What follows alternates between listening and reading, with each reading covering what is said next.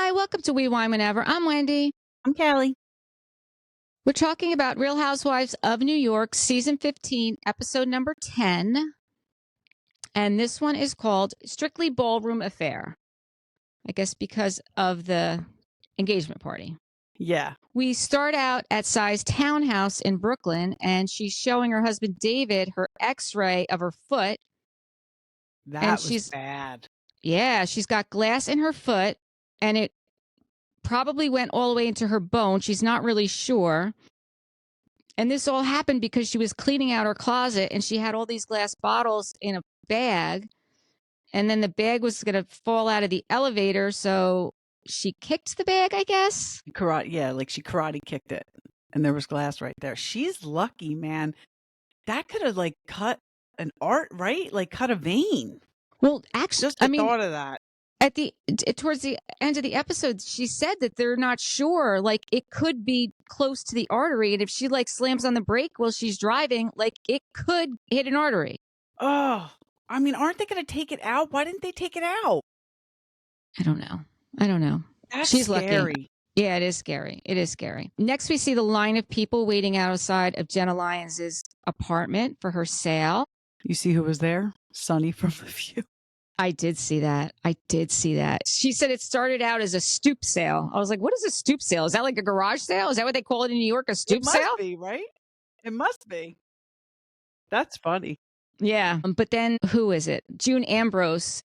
She was the first person she ever saw to do like a sale of her personal closet. So she's like, well, maybe, she's Jay-Z's stylist. So maybe that's what she would do. And boy, did she do that. I mean, the stuff that she had was crazy.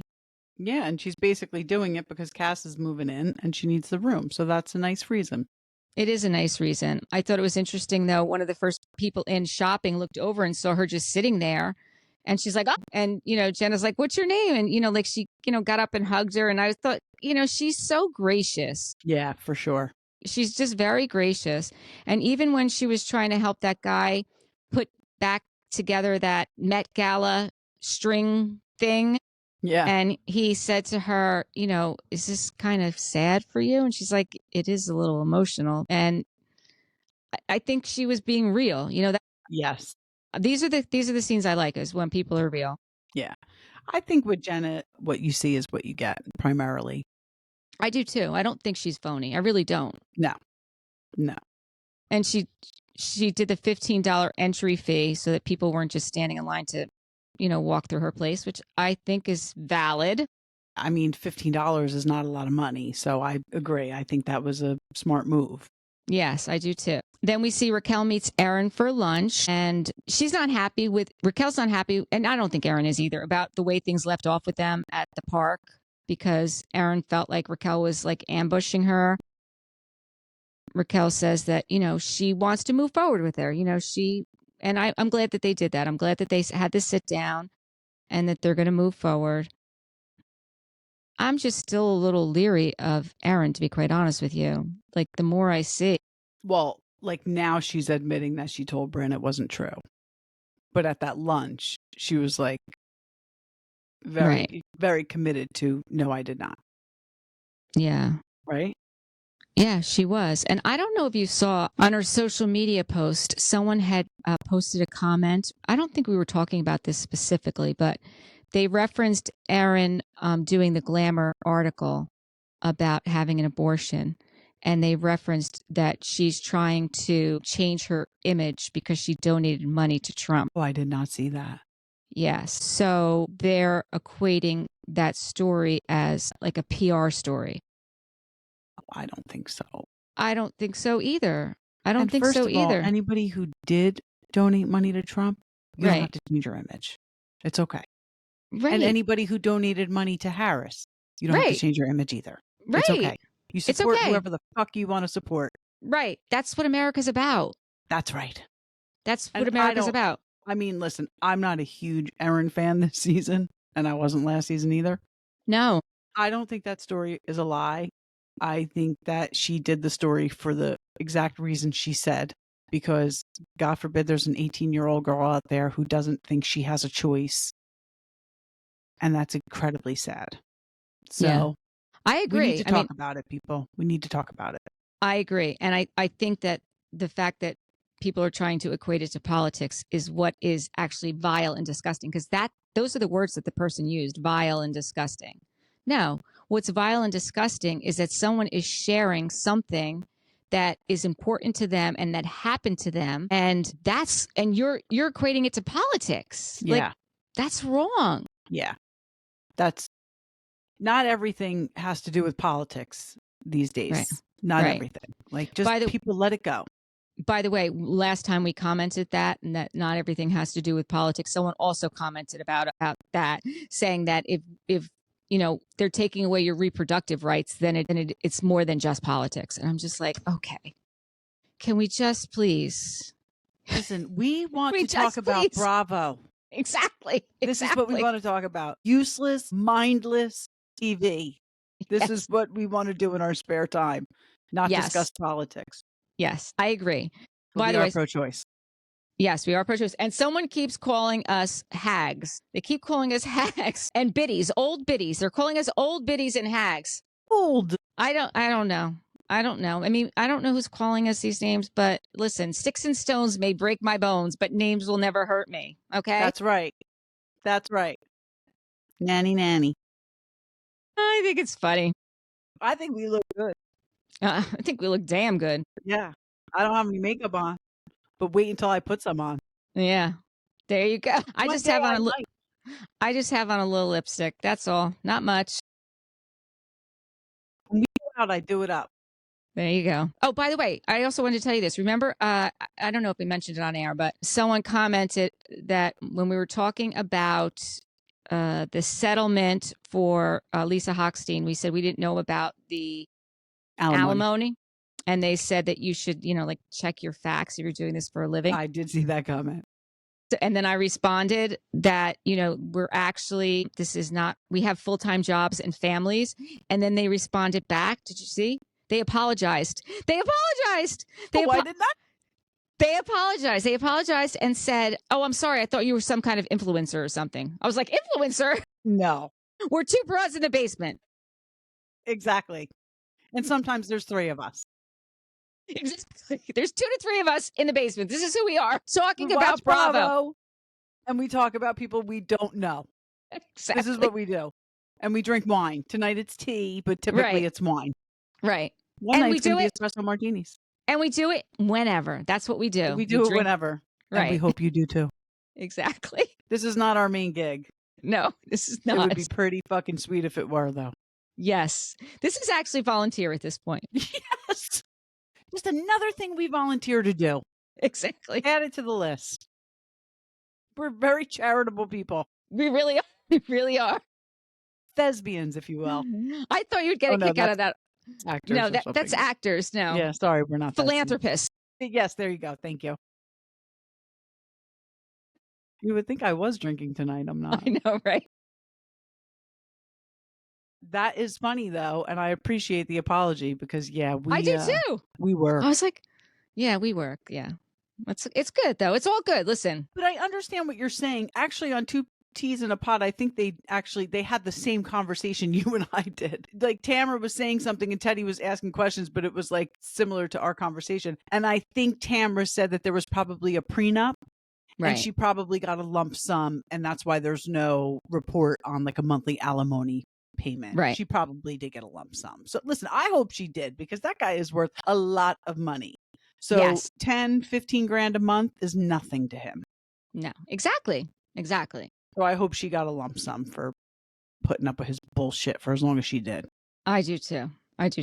Okay, so then what's next? So then Racquel asks Erin if she's, spoken to Ubah yet, and Ubah and Erin says Ubah has had this thing with her since last year that she keeps saying that she's gaslighting her. I do agree that Ubah is holding on to a grudge against Erin because she was the root of Brynn bringing up her boyfriend in Connecticut. Again, an off-screen conversation they had while out for drinks. I agree. I think that Ubah is holding on to a grudge with that. You do, huh? And I don't know what it is. I mean, there's definitely something there. I can't imagine that that's what it is, though. I don't know, though. Maybe you're right. I don't know what it is because it just seems like it's too much for even if that's it. I think that Sai has apologized and admit to being wrong in that moment, and Brynn probably in her own way has probably taken some accountability. Erin has not taken any accountability. I mean, we saw her even at the picnic. Like, she's going to deny. Right. And then she's Right. with Racquel and she's like, well, I did tell her it wasn't true. You know, like there's just a lack of accountability there. Yeah. I mean, you're right. You're absolutely right with that. And it does come up again even before this episode's over. Why are we still talking about this? I know. That's exactly how I feel. Amazing that they built an entire season around a prank, and Andy Cohen is standing by his man. He's like, nope, these are my girls. These are the New York girls. I mean, people are angry. You know what's funny? I was listening to David Yontef today, and I haven't listened to him in a while, and he was talking about New York, him and Sarah Fraser, and this is his take on it. First of all, he'll always have New York because that's his city. That's where he lives, right? Oh, he yeah. really does like this group of women. He already has all of this invested in it. Like, we're 2 seasons in. Like, he's got to at least give it 4 to 5 seasons. Like, you can't just cut and run, just have to give it time. I think 4 might be a lot. I think they give it one more season and see how it goes. 4 is a lot. Yeah. I mean, some housewives don't even stay on 4 years. Yeah, but you can't get rid of New York, and you can't totally reboot again. So what are you going to do? You can't reboot again. Right. So what are you going to do? You're right, because think about the kid. Like, who would you keep and who wouldn't you keep? Right. It's literally like you keep all of them or you keep none of them, because none of them really stand out where it's like, oh, she's the middle person this season. None of them really have that quality. No. Right? No, I think we just have to give it more time. And I do think that there are some scenes that are really good. I do think, like I said, it's the producer's fault and they're focusing on the wrong stuff. Yes, that's what I think too. I think maybe he needs to find a different production company. Yeah. Change the direction. Change the direction of the Housewives. You did it once, and people loved it because then all of a sudden it was drama because it didn't start out like that. We've said that a million times. Right. And now I think people are tired of they're not tired of the drama. They're tired of the toxicity. So change the direction of the drama. Yeah, I agree with that. They're smart people. Yeah. I totally agree with that. I guess the next thing we see is Raquel's party, and she's there greeting her guests, and she's telling us about her Aunt Diane, and she's mentioned her Aunt Diane to us. We already heard about her. Mom's sister, do we know? Like, do we know which side? I think it is, but she hasn't said. But again, we hear about, her mother not accepting it. She invited her mom. Her mom made up an excuse that she couldn't come. We're in episode 10 now. I think we've heard about her discourse with her mom in every single episode. I mean, it's not funny. It's really not funny, but it's like, tell me something I don't know. And it's like, are they using the same confessional over and over again? That's what we have to start paying attention to. Is it the same clip of is it not Raquel's fault? Like, is it that she said it once and production's using it 15 times? Because it could very well be. Yeah, it could be. Yeah. It could be. So we find out a little bit more about the theme to the dress of the party. So I guess they had different categories they could dress in, which I didn't realize when this first came out. So Racquel is dressed in the Give Me Grace Jones category. And Erin thought she was talking about Grace Kelly. I know, okay. I'll be honest with you. I was watching this with Matt when I started. Matt knew who Grace Jones was. Oh, I knew who Grace Jones was. Did you? I know. Yeah, of course I did. Of course, I'm just surprised. Even Matt knew who Grace Jones was. How could Erin not? And he's 17. Exactly. Yeah. Mel is dressed as executive realness. Okay. I don't know what that is. Ubah is dressed as glitterific category. And I loved, it was so her. I loved her whole persona of Natalia, her Russian redhead bombshell. I love that. I love that. Jenna is dressed in opposites attract category, and she looked amazing. She did look amazing. Now, what do you think? Was her hair blonde or silver? Matt and I were arguing over that. I thought it was blonde. I thought it was blonde too. Now, it could have just been that it looked so light on her in her white dress. Yeah. Did she say it was silver? No, she didn't say. I think it was blonde though. And I like that she said that she was going as Brynn. And she absolutely, Yeah. Because then when Brynn shows up, Brynn is glitterific in like a very similar outfit. Yes, which was right? funny. It was absolutely hysterical, right? Jessel comes as Knight of 1,000 Madonnas. Mm-hmm. I thought she looked like Madonna, but I did too.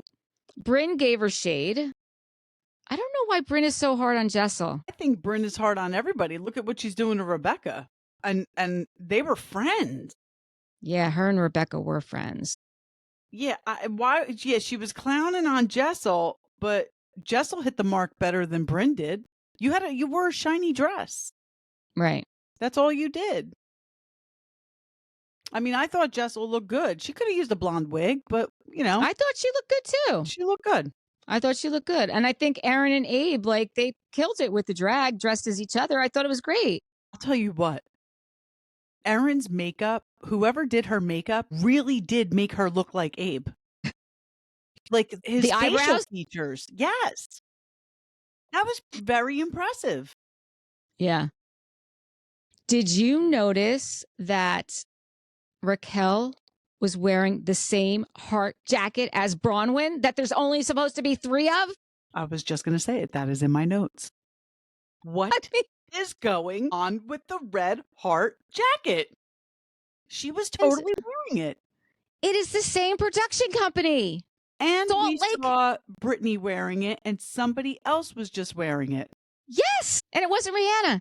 And it was not Rihanna. Yeah. So somebody either busted it out of the museum, borrowed it from their bestie Riri, or Bronwyn's a big fat liar, or they're knockoffs. Yeah. I mean, probably not. I don't know. I mean, whatever it is. I just thought that was hysterical. Like, what are the chances? I mean, it was hysterical. I didn't. So when this first was happening, again, I was actually watching this part with Matt, and good thing. Racquel is explaining to Jessel what a soft pack is. So it's a soft, flaccid penis that you tuck in. I was like, what? Matt's like, yeah, if you're trans, like, I was like, okay. So if you're like a female dressing as a male, you would put that on. Yes. Give you a little bulge. Right. And Jessel says, well, I have a fupa. Does that count? And I almost fell over. Me too. Because so do I. I was like, yes, I am here for the fupa. I don't want to be called old, but you can call out my fupa because it's there. That was funny. I'll tell you what, though, I did not know what the acronym stood for. I knew what it was, but when she said it, I was like, oh, like, because I don't use that word, the P word. But I was like, oh, like no, it's pelvic. It's actually fat. Okay. It's pelvic. It's not the other P word. It's pelvic. Okay, good. That I can say. I'm not like a prude. Obviously, I curse a lot. There's just certain words I don't use.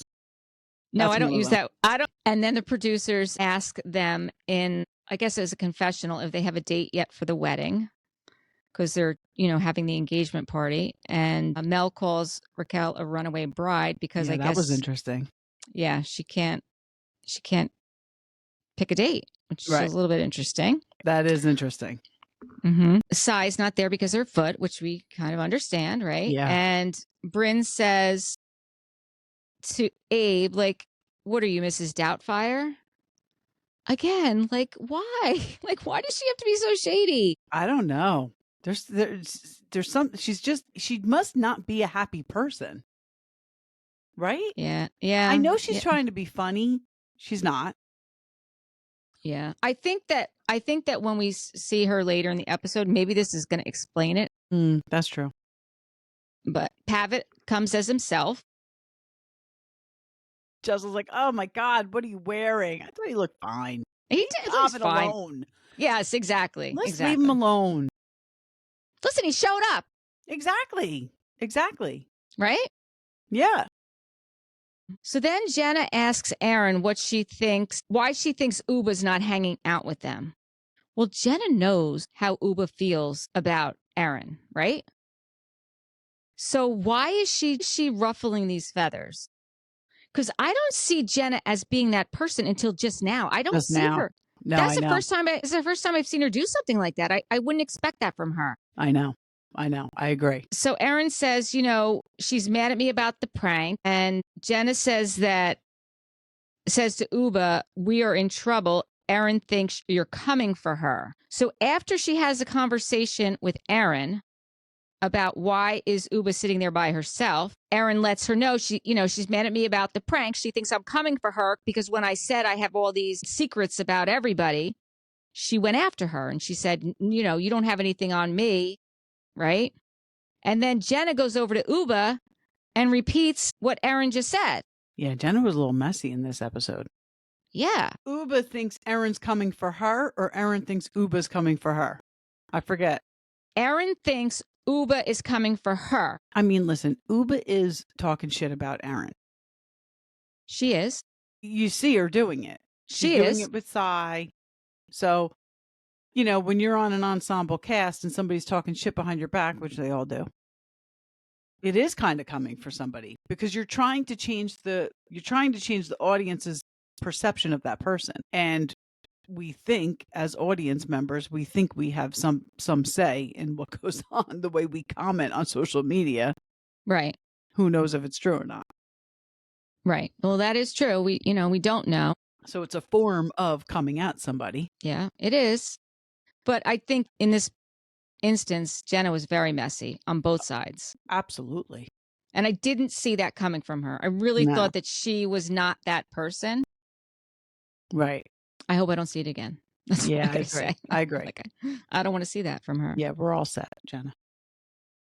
Next thing we see is Brynn is at her apartment and she lets us know that she has a book deal with Simon & Schuster.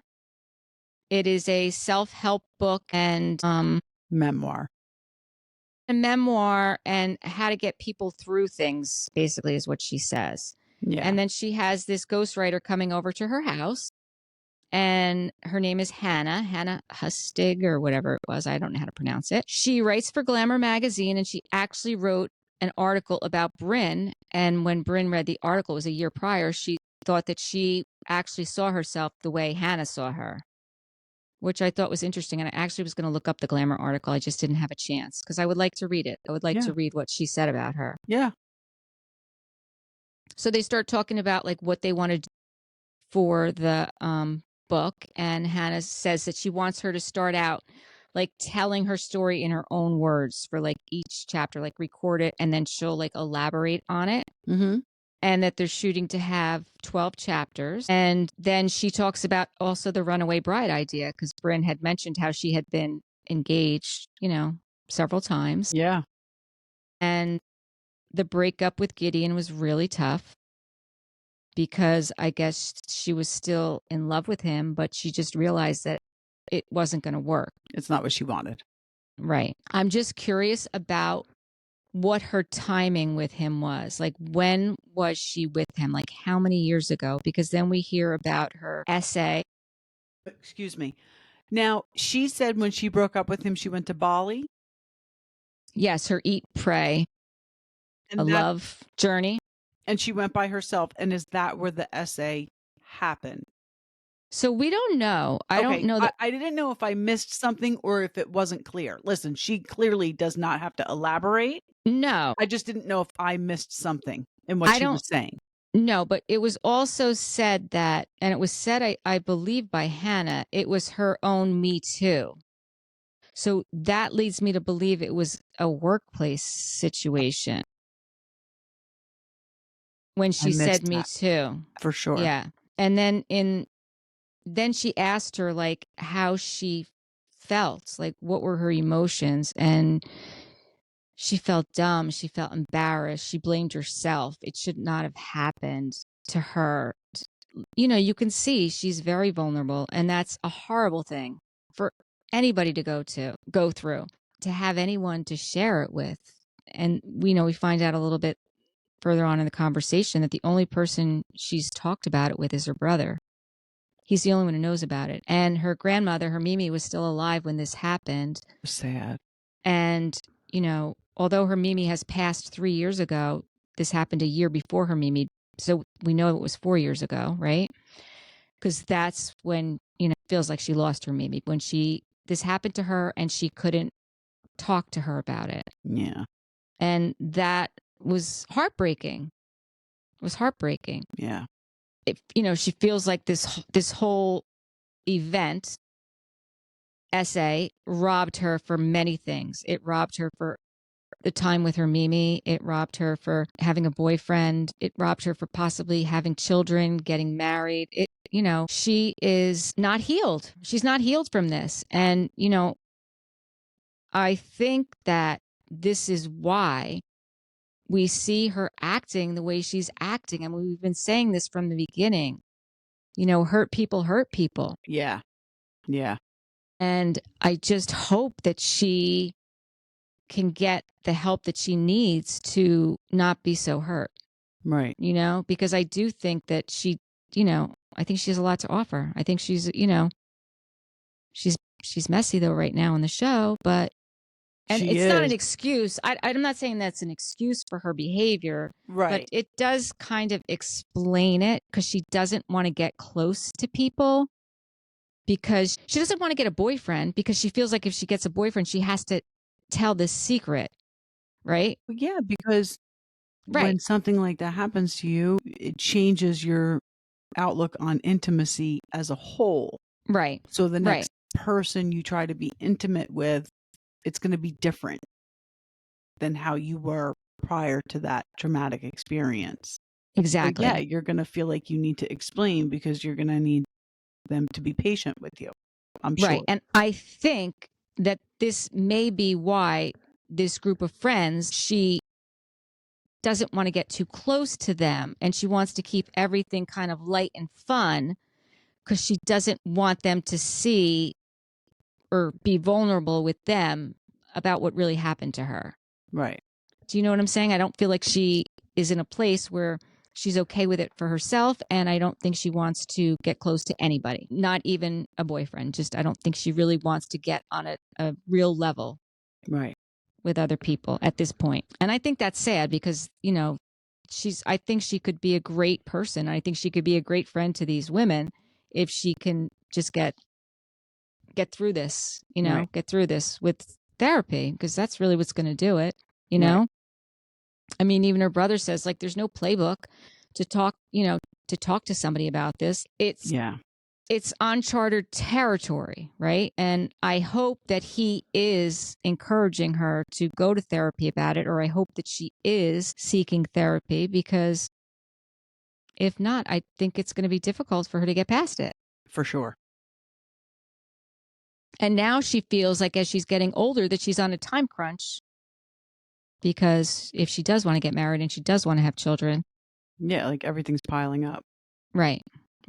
So that whole scene, I really felt bad for her. And I saw... I did not, again, I didn't see that coming. No, I didn't see that coming. And again, not that I'd like to see this scene, but at least I got to see a real Brynn.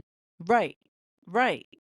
And it does now make some of the other things that she's done make sense a little bit more. Yeah. Right? Yes. And like, now we know how hard she had it growing up, right? She didn't have it easy. Right. She was very close with her Mimi. Her mother really wasn't around for her. And then when she's out working and doing it on her own, this happens to her. Right. So it's like, that's a lot. That's a lot. Yeah. Then after that, we're back at Sai's house in Brooklyn, and Racquel and Ubah come over, and you get to see her backyard. I'm glad we got to see her backyard. I know we did I knew we saw it, like, briefly in the first season. Yeah. I mean, we're only on the second season of them, but I like to see her backyard, because honestly, it's not a thing we see in New York, and she's one of the lucky ones that has one. Yeah. Brooklyn does look like a cool place to live, Yeah. Like, not the hustle bustle of the city, but it's still like a happening place, but you have that. Yes. Like a, nice house, obviously, and then, a backyard. Yes. So they're talking again about Raquel's mom. Oh my God. And how Mel suggested that maybe she go to Puerto Rico and visit her. Yeah.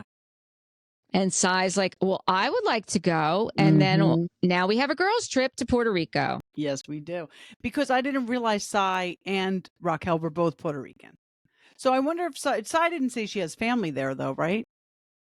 She did not say she has family there, but I did know that she was Puerto Rican. But yeah. So that's good. I'm glad that we're going to see them go to Puerto Rico. And yeah. I think we are going to see Raquel see her mom. I hope that goes well. Ubah says that Brynn came up to me and said, Erin thinks you're going after her. So now Jenna told her that and Brynn told her that, right? Yeah. And Ubah doesn't understand why Erin says to others that I'm coming for her when we talk all the time, and she never mentioned it to me. That is very, like when Ubah said, I talk to her every day, I'm like, what? Right. Right? Yeah, it doesn't make sense. It doesn't make sense. If you're talking to somebody every day and you're feeling a certain way about them, why wouldn't you say, this is how I feel? Is this what's going on? I know. This is what gets me crazy about this. Yeah, like this is what's making it a bad show. Right. This is what's making it a bad show. Right. Because, and then, so Sai is there part of this conversation too. And then Sai's like, well, I understand where Ubah's coming from, right? But in the meantime, over at City Meals, Brynn and Erin are talking about the same situation. Right. And Brynn's not helping the situation at all. No. She's lighting a fire. No, she's not helping it. And, both Ubah and Erin both say, well, I can't talk to the other one because nothing's going to come of it. It's not going to. They both said the same thing. Ubah and Erin both said, no, I'm not going to talk to her about it. So we're going to talk every day and we're going to talk about everything else except what we're talking to every other castmate about and making it a storyline. Right. This is what's making it a bad show. Right. Exactly. Exactly. Like the old New York would have called them out on their shit. Bethany would have been like, listen, I feel like you are blah, blah, blah, blah, blah. And Ramona would have, thrown her hands up in the air and it would have been turtle time. But this is what's getting me crazy about the show is that this is happening. And this is the kind of stuff where you kind of have to stop and go back and forth. Wait, you're both saying the same thing, but not to each other and not in the same group. Right. It makes no sense. But I guess Puerto Rico is where Ubah and Brynn possibly go at it. Because what episode did you say this was the 10th episode? Yes. It's been 10 episodes of this already? Yes. So, like I said, at the same time, Brynn and Erin are at City Meals, and they're like Meals on Wheels. They provide meals to 60,000 at-risk seniors in the area, which is awesome. That's amazing. And Brynn posted it on social media, and Erin is the only one of the girls that reached out to her and said, I'll go do this with you, which I think is awesome. Is that what she said? She put it out to everyone and only Erin responded? Well, she put it on Instagram. So she put it out to the world. It wasn't like a group text with the girl. It wasn't a group text. She put it on Instagram. Okay. That she was, and Erin's the only one who saw it and said, oh, I'll come do that with you. Right. Which is great. I mean, she didn't ask anybody to do it with her. Right. And then I just said, they're having the exact same conversation. We don't go anywhere with it. And that's basically where it ends. Brynn says that she feels that it's too bad that she has to tiptoe around Ubah. And Brynn says, we have 2 active volcanoes. One is Sai and the other is Ubah. Why is she saying that about Sai? Because she's not getting along with Sai either. Because Sai is kind of seeing what Brynn is doing. Yeah, and it's funny that Brynn's saying that Sai is a volcano because Sai has been nothing but calm and peaceful this season. Well, no, because at the party, at Brynn's party, Brynn wound up leaving because of Sai. She said, not today, Satan. Yeah. But it hasn't been like that since. No, it hasn't. But I don't think that they've really. Yeah, they never kind of came back from that. They tried in the Hamptons, but it didn't really work. Right. Yeah. Yeah, so, we're not really going to get a resolution, I don't think, until Brynn also says that Ubah told her that she thinks Erin is like a spoiled brat. Like that's what her problem is with Erin. I mean, if it walks like a duck and talks like a duck. Right. And we know Ubah's story. Like, she came from, she didn't come from a lot, right? And yeah, Erin grew up in Manhattan and, ran in a circle, I guess. Yes. A certain circle. So I don't know. I don't think Ubah's way off with that one. No, I just wish that. And I'm not taking away the fact that Erin, I'm sure, is a very hard worker at whatever she does. She does real estate, right? Yes, she does real estate. Yeah. I'm sure she works very hard, but she also had, the networking coming up. And so I get that. No, I do too. And then we go to Watch What Happens Live. And we have Kathy Hilton and Brynn Whitfield on this episode. By the way, Kathy was sitting in the first seat. I did notice that. Okay. I wanted to mention that I loved Brynn's hair. She had it cut short. I don't know if you saw her. I didn't have to look it up, though. She had it short and she looked really good. I thought she looked really... Yeah. Andy, as soon as he introduces them, immediately thanks Brynn for sharing her story, which I thought was nice. Very nice. Then Andy's question was, whose side are you on, Erin or Ubah's? What do you think? You think Ubah took it? 84% of the people were on Erin's side. 16% were on Ubah's. Yep. You're 84? Yep. Erin's side, huh? Mm-hmm. I wonder why. I don't know. I'm on Ubah's side. Honestly, I don't even know if I'm on a side. The whole thing is well, that's the whole thing. That's what I was just going to say. I don't think that there's a side to be on. I was surprised that it went so, like, how did they even come up? Yeah. I think it's stupid, both sides. I don't think... I agree. I would say, if anything, I'd say 50-50. Like, they're both stupid. Right. And the fact that they talk to each other every day and aren't talking about it makes it even more stupid. Right. Huh. The next question was, whose ball look was your favorite? And out of all of them, Jenna's won by 71%. I believe that. Rate Jessel's Madonna look on a scale of 1 to 10. She got a 4. I think that's harsh. I know. I think she could have gotten a solid 7, people. I do too. On. Would you buy Jenna's used clothes? If I could fit into them, but I cannot. 81% said yes. Absolutely. Andy said one fucking leg in them, but Andy said he would buy them as well. Yeah. I mean, I would go there. There's got to be something I could. Even if you can't fit into it, it's just something to have. It's Jenna effing Lyons. Exactly. Just to hang it up. I'm curious, did Brynn answer the question, whose side are you on, Ubah or Erin? I think she did, and she definitely said Erin. Okay. She said Erin because we know she's not talking to Ubah. Yeah, right. Well, right. What am I thinking? Yeah, that's a dumb question, actually. And then the next question was, are Brynn and Gideon endgame? Yes or no? That's a good question. Yes, got it by 56%. Ooh, kind of close. Split down the middle. Brynn said that she's not sure herself. So that was... So there's a chance. Right. So then, I don't know what the question was, but then I have... Brynn says she is the scapegoat this season. She's calling herself the scapegoat. No, stop it. She's not the scapegoat. She's the pot stirrer. She has carpal tunnel syndrome. Right, exactly. Andy asks her about the eggs and what's going on with that. She says the eggs and the discussions are on ice. But then the next thing she says didn't make any sense to me. She said, well, Gideon works at the agency with Mo. And Andy was like, okay. And she's like, and they're all over the place. Like, meaning that they're all out partying all the time. What does that have to do with the eggs? Yeah, you're not marrying him. You wanted to have a baby with him because you think that he'd be a good person to co-parent with because you want most of the control, right? Isn't that kind of what she said? I thought so. I just thought that was interesting. I thought that was an interesting. I think it's interesting that he works at the agency with Mo. Well, I remember I found that out. Work at the agency with Mo. Well, you got to sell real estate. And you got to be really good at it. I got to pass that class first.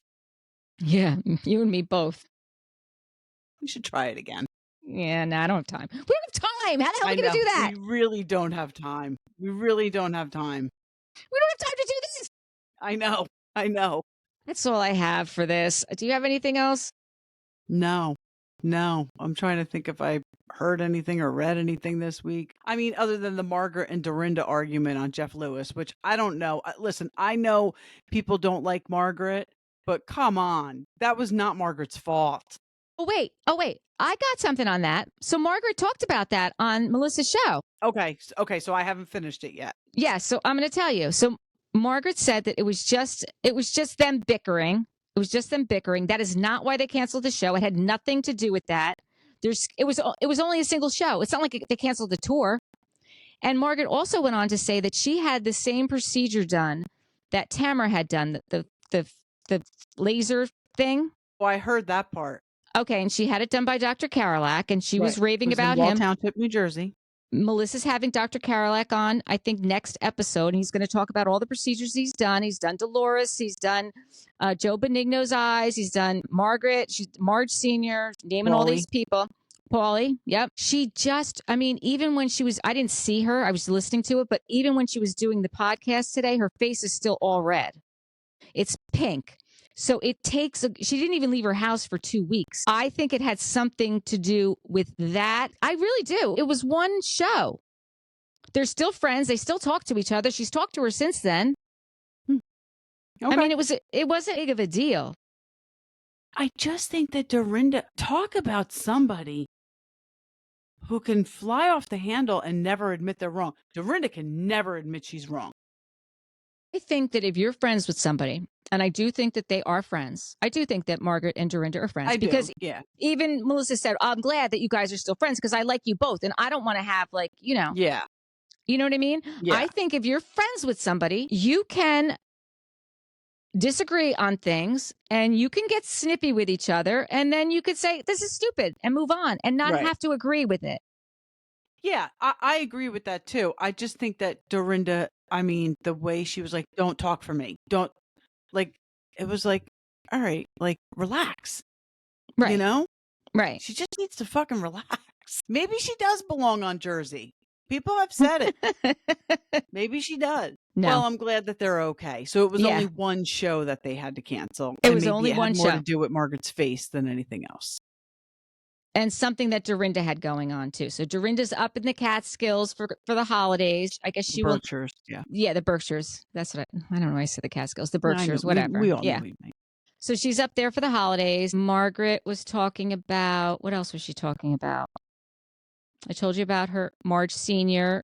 new Bozma from PepsiCo. That's interesting. Yeah. The thing is, when I listen to these podcasts, I really get a lot of information. Mm-hmm. But the problem is I have to try and store it in my brain because I can't write anything down because I'm driving. No, I know. It's so true. And I try and recall what I heard. And you'll say one thing, it'll be like, oh yeah, that's what it was. But right now I can't think of it. Right. For now, that's all you're getting. Yeah, that's it, people. Please give us 5-star reviews and check out our new website, wewinewhenever.com. Bye. Bye.